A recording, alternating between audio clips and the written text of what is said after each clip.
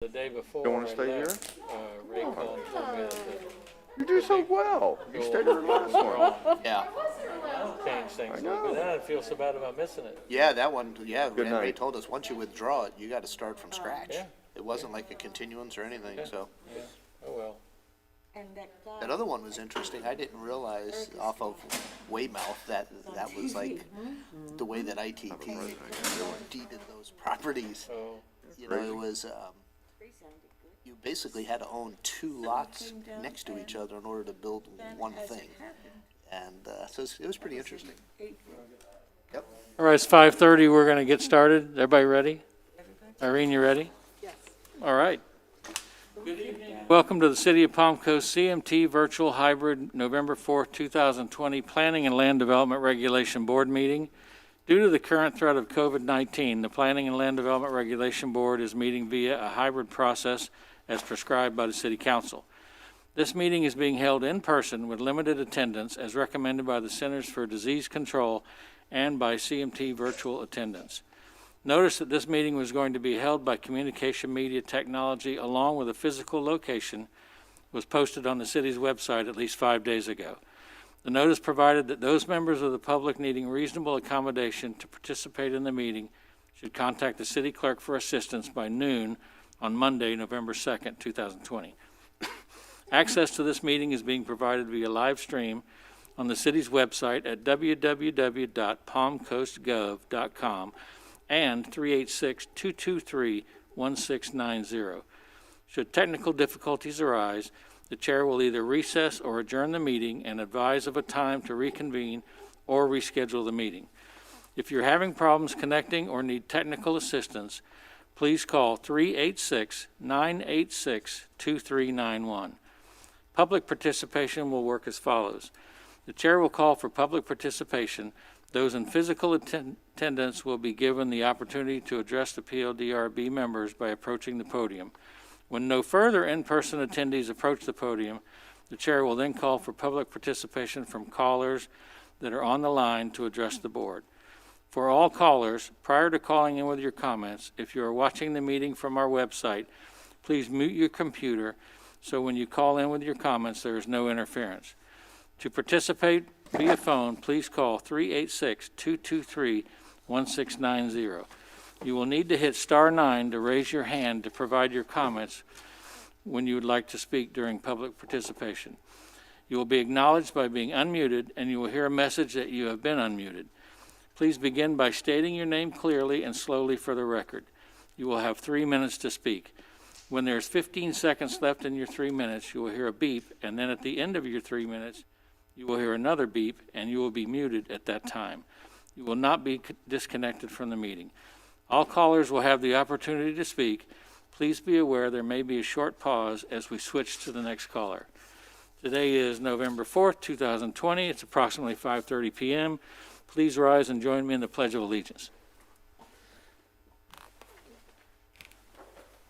Pledge allegiance to the flag of the United States of America, and to the republic which it stands, one nation, under God, indivisible, with liberty and justice for all. Irene, would you please call the roll? Yes. Mr. Smith, Here. Mrs. Lucas, Here. Mr. Albano, Here. Mr. DiMaria is excused, Mr. Scully, Here. Ms. Shank, Here. Mr. Lemon, Here. Ms. Bott is excused, Ms. Nicholson, Mr. Hilton. Here. That we have a quorum. All right, thank you very much. First item on our agenda is approval of the minutes from the October 21st, 2020 meeting. Are there any corrections or additions or any questions? If none, is there a motion to approve? I make a motion to approve the minutes as provided without any corrections. Is there a second? Okay, we have a motion and a second. Irene, would you call the roll? Okay, Mr. Albano, Yes. Mrs. Lucas, Yes. Mr. Hilton, Yes. Mr. Scully, Yes. Mr. Lemon, Yes. Ms. Shank, Yes. Mr. Smith. Yes. Motion carries 7-0, sorry. Thank you. All right, the second item on our agenda is approval of South Palm Coast Park City Master of Palm Coast, your computer is muted. Well, okay, that was a technical difficulty. Approval of the South Palm Coast Park Master Plan Development and Development Agreement, application number 4440. Mr. Tyner? Thank you, Mr. Chairman, and again, thank you for calling this special meeting today. I know I'm it's not on unable to our, hear as well. just, let's see what's going on here first.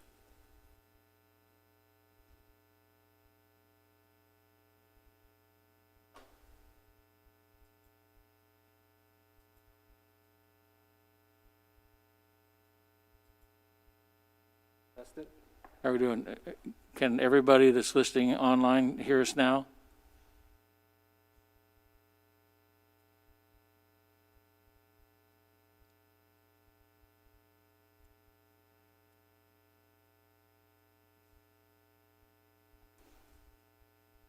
Do you know who we have online?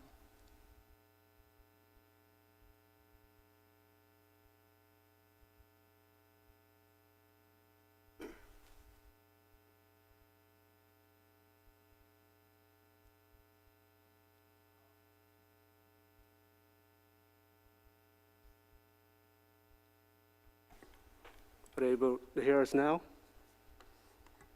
And if you're online, can you hear us now?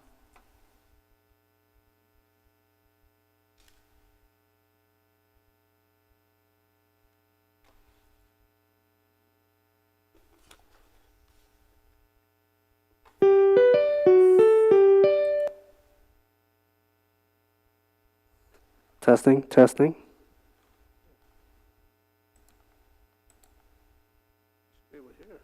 I think we're good? Okay. Thank you, Mr. Chairman. This one We're is, unable to hear the city.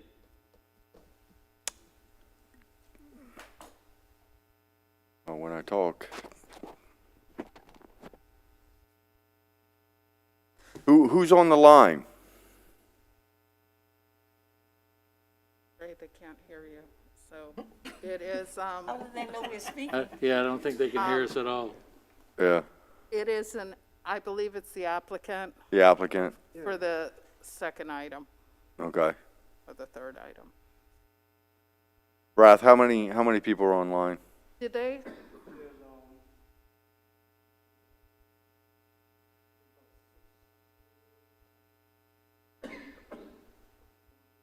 How were they able to talk? Wouldn't they be muted? I wonder if we're just muted until it's our turn.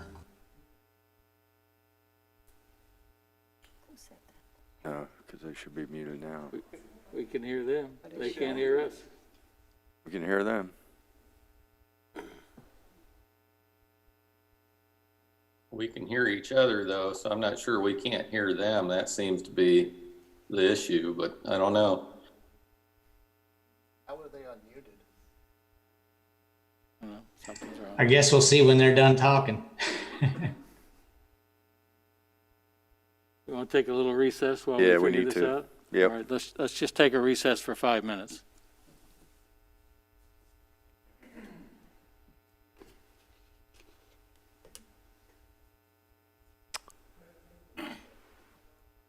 Bill, do you have their phone number? Clint, Yeah, Bill does the too. sheet that you read at the beginning, You want to, separate from this? Kay, you want to call them and tell them we're trying to work out the difficulties so we can hear them?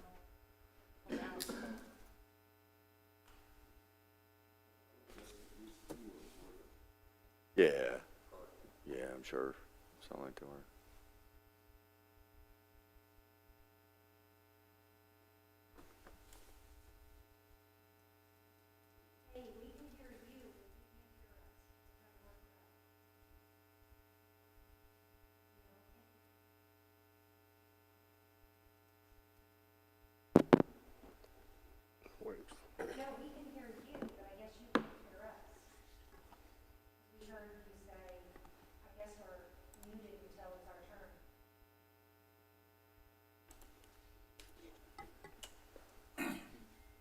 Clearly not the case.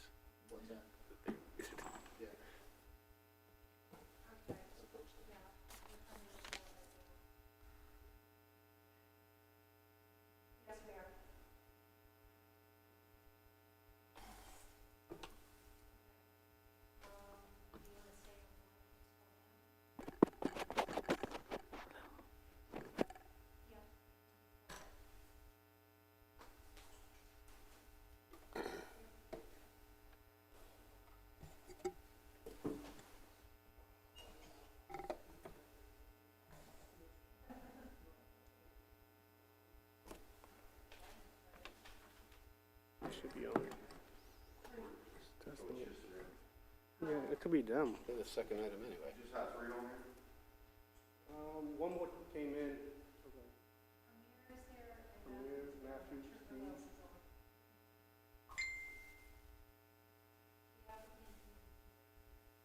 They can't hear the council? They can't hear us now. He's calling Yeah. on the phone to tell Amir that. I noticed the thing up here.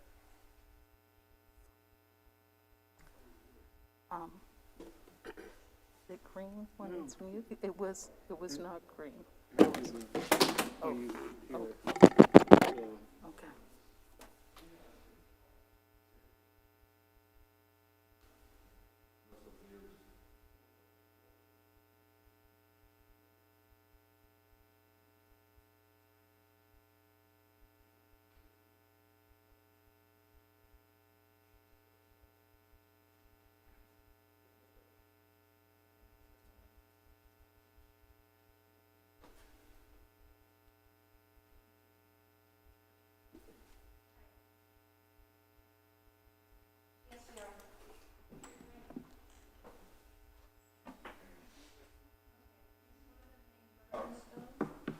For the second item. Okay, all right, yep.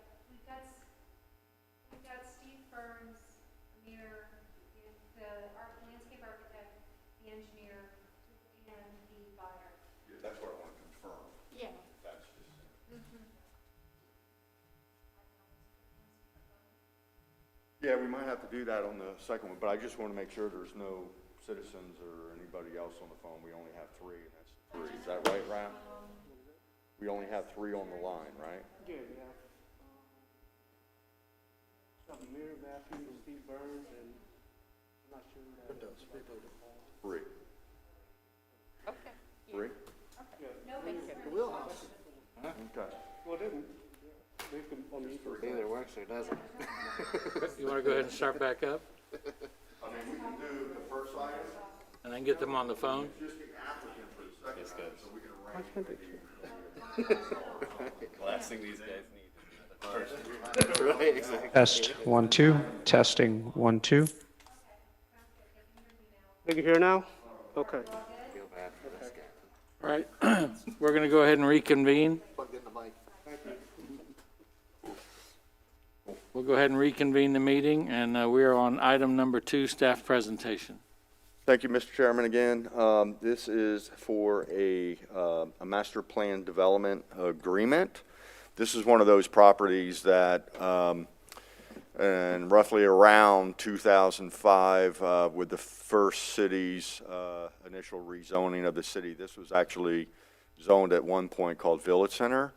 When we did the 2008 code, that zoning district went away, and so what we have is a current zoning of master plan development without a development agreement. So Mr. Papa, our senior planner, has the staff presentation for, we follow the rezoning process, but we have a proposal for a development agreement for the site that goes along with the zoning district. So Mr. Papa will have the staff presentation. Good evening, Mr. Chair and members of the board. Jose Papa for the Community Development Department. This is the development agreement for the South Palm Coast Park Master Plan Development. The subject parcel is an approximately 89-acre parcel, currently vacant, located at the terminus of Palm Coast Parkway on the west side of US 1. As shown by the map on the left, under the future land use map designation of this parcel is mixed use, and as shown by the map on the right, the zoning designation is already master plan development. What is missing, as Mr. Tyner pointed out, is a development agreement. So the request here for tonight is the approval of a master plan development agreement. A development agreement as part of an MPD establishes the uses, the development standards, and the conditions for development of the subject property. Under the request, the uses proposed for or requested for the site would be consistent with that of the general commercial COM2 zoning district. Under COM2 zoning district, retail and office uses are permitted, which includes things like medical campus, excuse me, hospital, medical offices, and of course ancillary retail and restaurant uses. That same zoning district also permits institutional uses such as a public works facility, a fire station, or even a sheriff's operations center. The development standards proposed are to be consistent with that of general commercial to zoning district. And that includes everything from the setbacks to the minimum lot sizes, the maximum floor area ratio of 0.5, and a maximum building height of 100 feet. Other requirements or conditions that are within the development agreement include the requirement to have an internal pedestrian circulation, a sidewalk and crosswalk on US 1, a sidewalk along US 1 and a crosswalk across US 1 to the sidewalk system on Palm Coast Parkway. Other conditions include 2 access drives to US 1, which requires FDOT approval, the implementation of low-impact development practices, and that has to do with water conservation in the type of plant and other material that are used, and how the irrigation system is designed. Bear Smart principles are part of the low-impact development practices, and so that's incorporated into the development agreement. Traffic concurrency will be determined at the site plan phase, and other requirements and conditions of the request include the requirement that it must still comply with city, state, and federal regulations. It needs to continue to comply with the land development code requirements for architectural standards, lighting, parking, floodplain management, and stormwater, as well as state and federal regulations for stormwater, floodplain management, and wetlands. Typical with any rezoning or development or MPD review, there is a test that must be met. So it needs to be consistent with the land development code criteria, which includes things like not being in conflict with the public interest, its consistency with the comprehensive plan and land development code, having no significant liability or hardship for the city. The development must not create an unreasonable hazard or nuisance or constitute a threat to the general health, welfare, or safety of the city's inhabitants. And the project must still comply with other local, state, or federal regulations. So staff's findings are the following. It is consistent with a comprehensive plan. It's consistent with policies that promote that uses or development are along areas that are served by infrastructure. It provides that services are in areas not currently served by proposed use. That is to spread out the different types of uses we have in the city to serve more of the residential areas. It is not in conflict with the public interest. The proposed uses, COM2, are consistent with those in the surrounding area, which includes some of the light industrial, the office, and the commercial uses. And it provides that services are closer to residents on the west side of Palm Coast. The proposed development agreement does not provide for any significant financial liability or hardship for the city. Again, this is already an area that is served by infrastructure. The development would be subject to impact fees, and there is the potential for job creation during construction and after construction of the facilities or uses on this site. The proposed development does not create an unreasonable hazard or nuisance or constitute a threat to the general health, welfare, or safety of the city's inhabitants. Again, uses are mainly consistent with surrounding properties. Subject property is located on the major arterial, US 1, Palm Coast Parkway. And again, the stormwater system will still be reviewed per city and state regulations. Additionally, nothing in the development agreement will excuse the development from meeting other local, state, and federal regulations. Based on these findings, staff is recommending that the Planning and Land Development Regulation Board recommend that City Council approve the South Palm Coast Park MPD Development Agreement, application 4440. And given the Planning Board's recommendation tonight, that will go to the City Council for 1 or 2 public hearings, depending on if it's approved or denied at first reading. And if approved, You will still have, this development will still have to go through the site plan and plating process. The applicant is here to answer any additional questions and to present some additional information on the project. All right. Does the applicant have a presentation? Michael Schmento for the applicant. Tonight we'll keep it short for you all. We do not have a presentation. We're here to answer any questions that you may have. Again, we just wanted to reiterate that this has been previously zoned for MPD. This is the document that supports that, and it's a project that we're planning. And in fact, we have St. John's Water Management District permits in hand, and we're anticipating having the Army Corps permits by the end of this month. So this project's moving forward, and we look for your support and answer any questions that you may have. Okay, thank you. Thank you. Back to the board. Does the board have any questions of the staff or the applicant?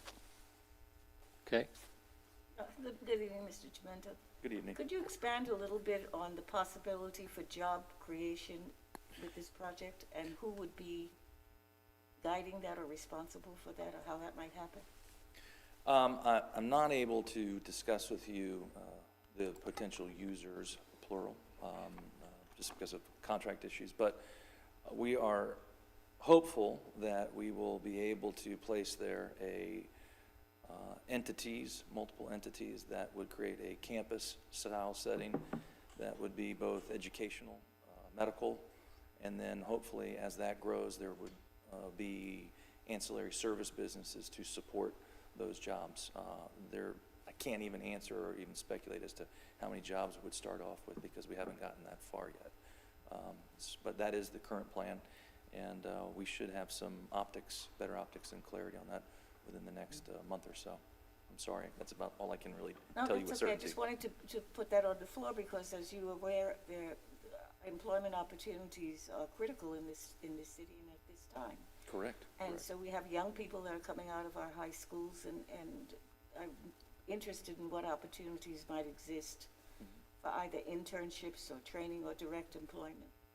If this project comes to fruition, it will again be a mix between educational, medical service, medical providers, doctors, those types of things, and potentially even some research. So we're keeping our fingers crossed, and we're trying.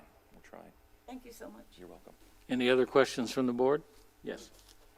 Mr. Chimento, on the document, it shows that it's either medical campus or Sheriff's Operations Center. Can you expand on that? And if it becomes a Sheriff's Operations Center, does the medical component go away at that point? No, we talked about this as to putting Sheriff's Operations Center because that is ongoing. There is no current discussion plan or entity. We wanted to make sure that we had the ability to use institutional users there that could co-locate depending upon how large our primary client may want to get. And that could include a Sheriff's Operations Center, a Sheriff's Outstation, Fire Department, those types of things. So Sheriff's Operations Center is just one of the plethora of governmental entity uses that could be there. Yeah, and just to elaborate, Jose's PowerPoint presentation just highlight more institutional, and we're actually going to correct that before we go to City Council just to make it a little bit more broad. It's not specifically for a sheriff. I mean, like Mr. Schmetto said, it could be fire, it could be some sort of institutional use.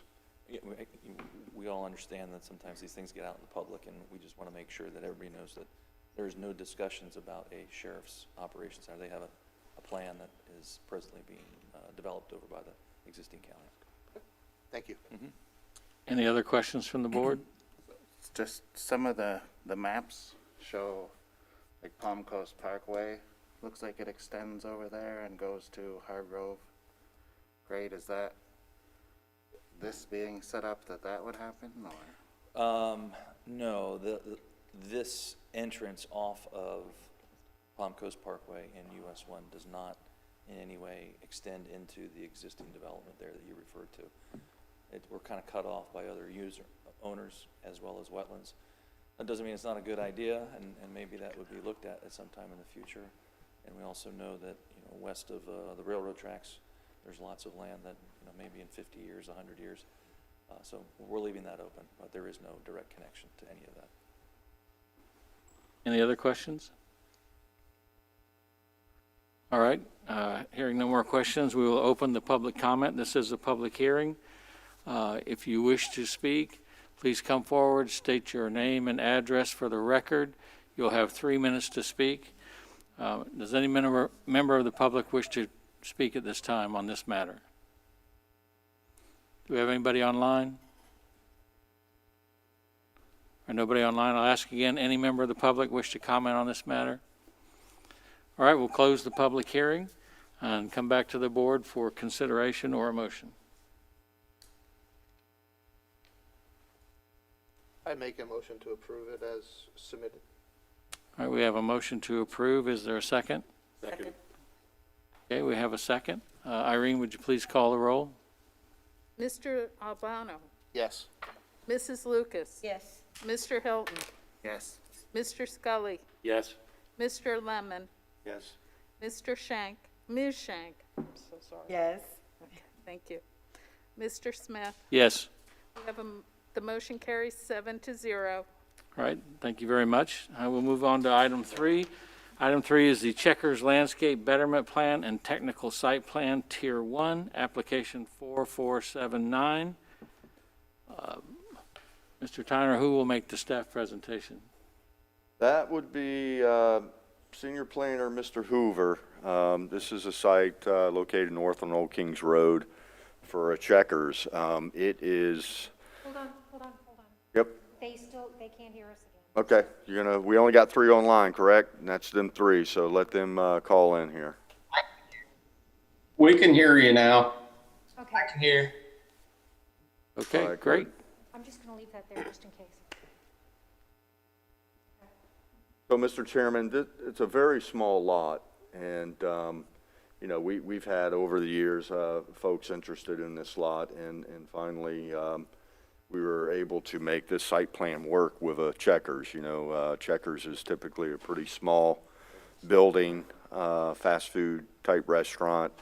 The code allows for a landscape betterment plan. Doesn't mean that they are, not meeting the requirements of the code when it comes to the number of trees and types of trees and vegetation, but it allows some flexibility because of the lot's configuration and with easements and all to resituate the landscape. So, our landscape architect worked with their landscape architect to make sure it complied with our code. So with that, Mr. Hoover will have those details, and we're recommending approval of this site plan. Thank you. Mr. Hoover? Good evening, everyone. The proposed Checkers site is located at 16 Old Kings Road North. It's on about a 2/3 acre lot, and it's located west of Island Walk. This is a blow-up of the site. Bingham Realty, Inc.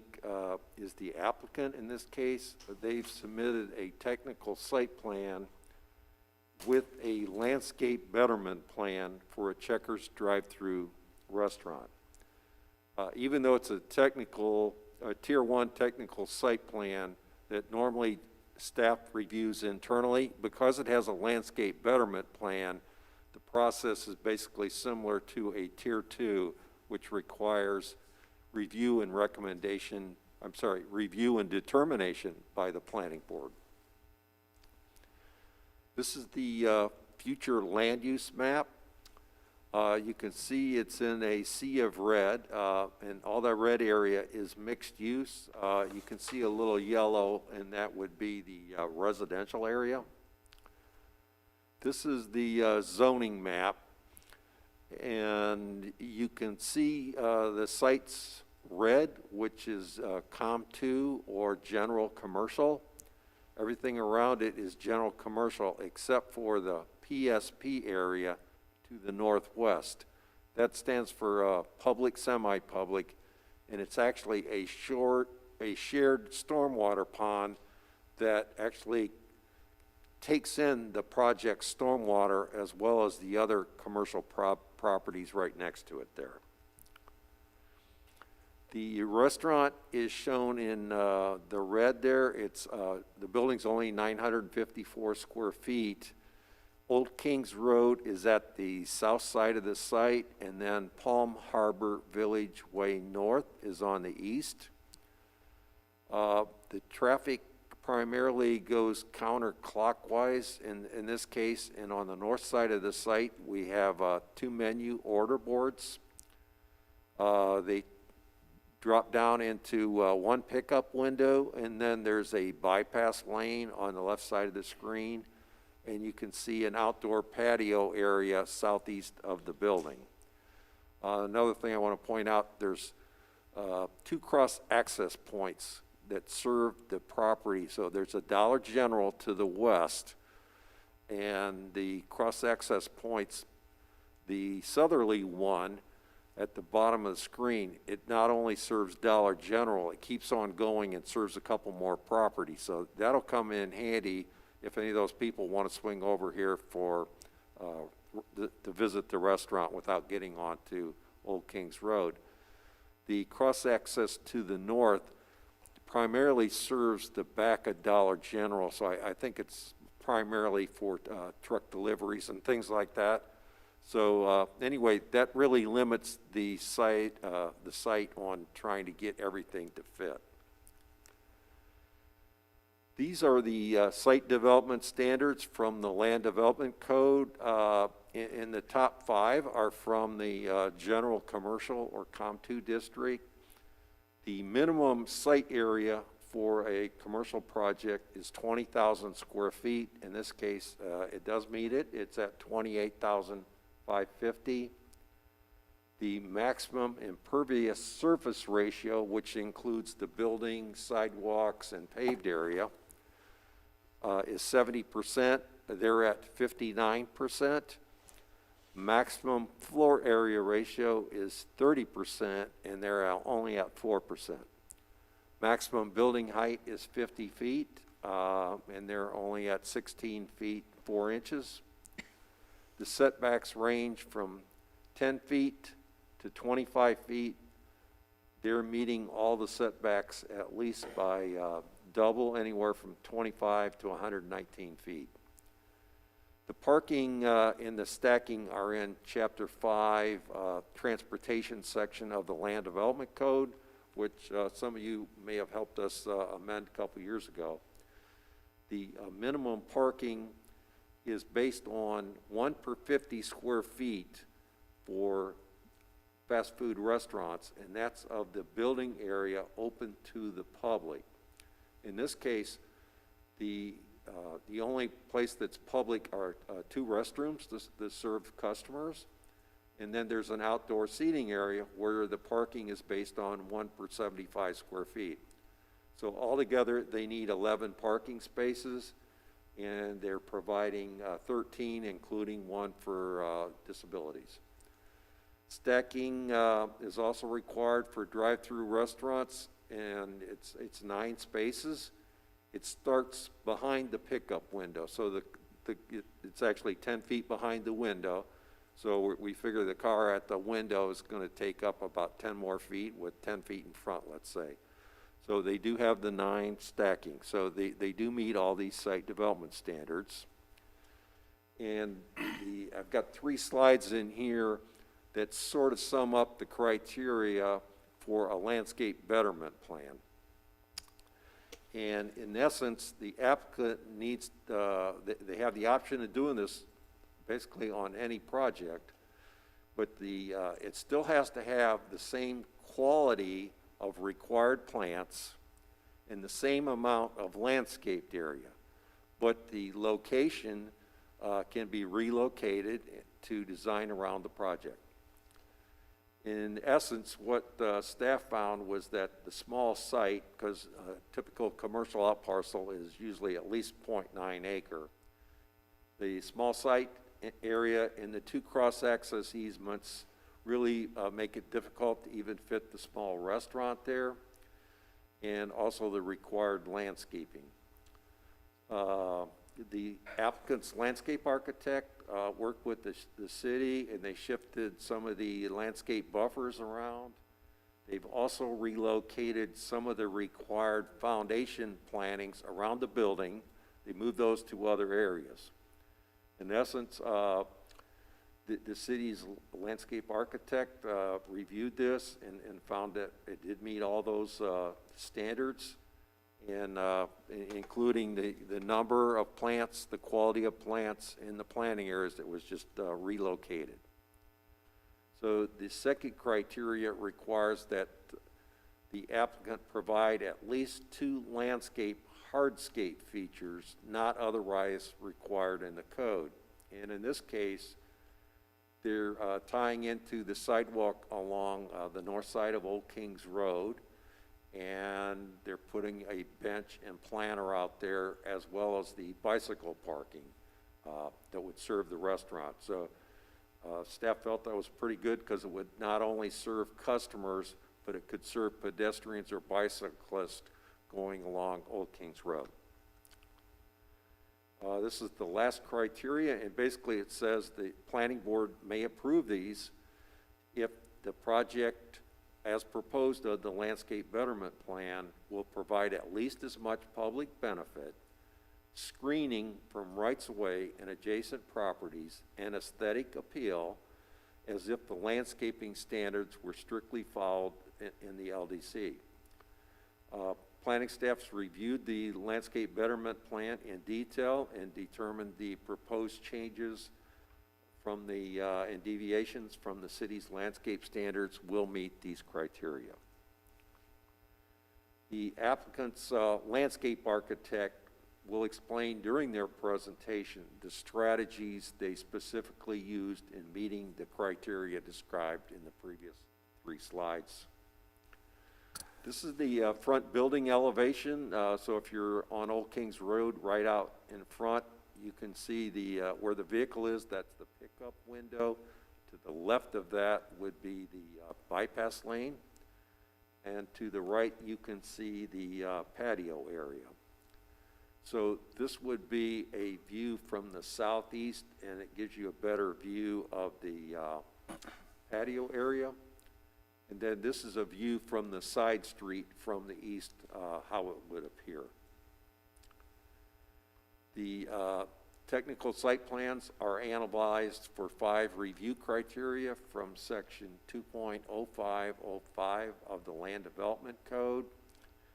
And they must not be in conflict with the public interest. They need to be consistent with both the comprehensive plan and the Land Development Code. Must not impose a significant hardship or liability on the city, must not create an unreasonable hazard or nuisance, and it needs to comply with all applicable government standards, including local, state, and federal. We reviewed these criteria, and we've got detailed findings in our staff report. In summary, the technical site plan will not create a nuisance, hazard, or any compatibility issues, as it meets all development standards, and that's presuming that the landscape betterment plan is approved by the planning board, and it's also in compliance with its mixed-use designation on the future land use map. Needed infrastructure to serve the project is already in place. It supports 3 goals, policies, or objectives of the comprehensive plan. And with the landscape betterment plan, it would meet all standards of the general commercial district and the land development code. Planning staff recommends that the planning board find the project in compliance with the comprehensive plan and land development code and conditionally approve the Checkers landscape betterment plan and technical site plan, Tier 1, application 4479, provided the applicant give the city staff a copy of the St. Johns River Water Management District Stormwater Modification Permit. And the applicant's representatives are in virtual attendance, and their presentation will follow. I think they, if the applicant can let us know if they want me to run their slideshow, otherwise we'll just stop sharing and then they can. I think we'll try to share the screen if that's all right. Okay. I'm not hearing anything back, so I'm just going to kind of go into it. My name is Amir Malik. I'm with Meta World Civil Consulting, 444 Seabreeze Boulevard, Suite 715 in Daytona Beach, Florida. We are representing the applicant on this project, and what I'll do is just go ahead and share my screen right now so that we can share with you our presentation. If you guys could let me know whether or not you're seeing it. Yeah, we can see it. Okay. Okay, so the project is located at 16 Old Kings Road North in Palm Coast. Staff did a pretty good job of describing where it is. These are kind of some updated renderings of the site at the beginning, or right here on the cover. I believe this is the mouse you all are seeing. A quick bit about the information for the site. It's about 3/4 of an acre, or 2/3 of an acre, I'm sorry. It's zone COM2 with the future land use of mixed use. It is located just east of 95 and just north of Palm Coast Parkway on the corner of Palm Harbor Village Way and Old Kings Road North. You can see it's highlighted right there. In terms of the site plan, this is a quick drape on top of Google Earth, but we're looking at a single-story building of about 955 square feet, as discussed previously.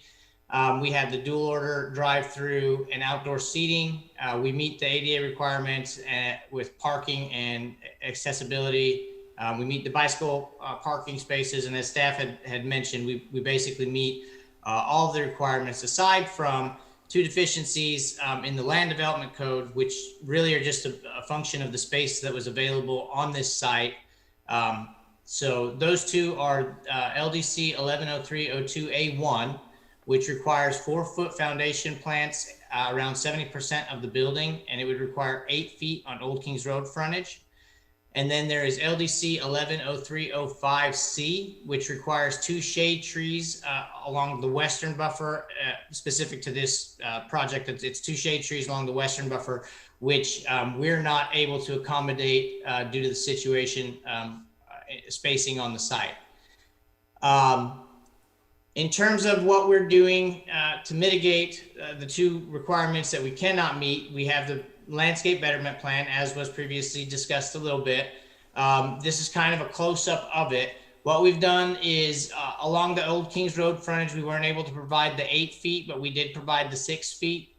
And in order to accommodate the lack of 4-foot foundation planting around the rest, we've provided more square footage of landscape material than would be required otherwise.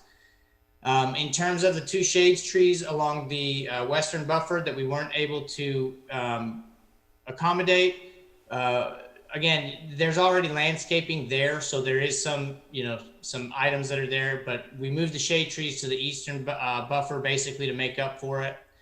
And then as a function of the betterment plan, we've included our public element, which is we have a planter and a bench right here down at the bottom on the Old Kings Road frontage. It connects directly to the sidewalk that exists there and is going to be upgraded with the upcoming construction project. And we have our bicycle parking right there as well. Essentially, that's it. We're deficient on 2 requirements, which we try to meet with the betterment plan. So on that note, Steve Burns, our landscape architect, is here as well. And if you guys have any questions, we're here to answer them. Aside from that, we respectfully ask for your approval. By the way, on the technical site plan with the water management district, what that is it's just a simple permit that says, hey, we're meeting the requirements that are already there for the pond that was mentioned. So it's already under review, and we are anticipating no comments pretty much. It's just a documentation to show that we met the original criteria. So with that said, we respectfully ask for your approval, and if you have any questions, we're here to answer them. All right, is that it for the applicant? Okay. Yes. All right, thank you. We'll come back to the board then. Does the board have any questions of the staff or the applicant? A real quick one on the path that the bench is in front of. It's a sidewalk that's been there, and I think that trees in that area have pretty much lifted it up, and it's in pretty sad repair. Is that a city responsibility for that, or is that cleaning that up part of this project? I know this because I ride my bike over it all the time. I was having trouble hearing Mr. Scully. It's where the bench is, the trees over years have the sidewalk is kind of lifted up and kind of a hazard there. They're going out as far as the walkway there, but they're not. There's no resurfacing of that as part of this. That's not their responsibility, right? I'm not Yeah, that. we'll take a look at it. We'll have Carol, our arborist, go out and take a look. Just let me know after the meeting or something, kind of exact where it's located, and we'll look at it.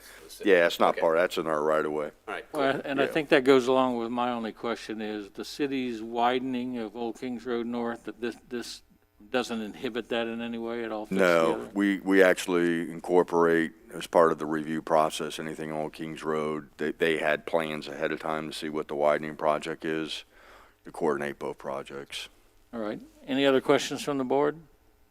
What's the proposed timeline for development of this project? She's asked what the proposed timeline is for development.